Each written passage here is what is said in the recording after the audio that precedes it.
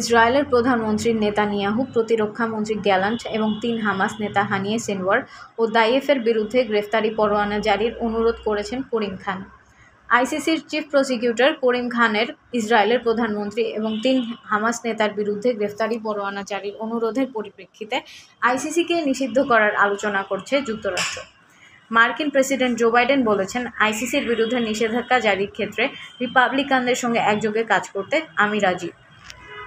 Republican senator Lindsey Graham প্রশ্ন করেছিলেন, আইসিসির বিরুদ্ধে নিষেধাজ্ঞা জারি করার জন্য মার্কিন কংগ্রেসের ২ দল যদি একসঙ্গে উদ্যোগ নেয় তাহলে আপনি কি তা সমর্থন করবেন?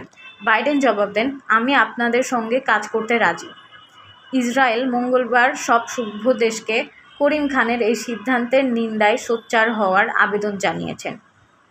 ইসরায়েল সরকারের মুখপাত্র হেনরিচ বলেছেন, আমরা সভ্য ও স্বাধীন দেশগুলোর কাছে অনুরোধ করছি, যারা সন্ত্রাসবাদকে ঘৃণা করে তারা যেন ইসরায়েলের পাশে দাঁড়ায়। আপনাদের উচিত এই পদক্ষেপের নিন্দা করা। ইতালি জানিয়েছে, আইসিসি যেভাবে ইসরায়েল ও হামাসের তুলনা করছে সেটা অবাস্তব। আপনাদের মতামত এবং প্রতিক্রিয়া জানাতে কমেন্ট করুন এবং আমাদের চ্যানেলটি সাবস্ক্রাইব করতে ভুলবেন না। ধন্যবাদ।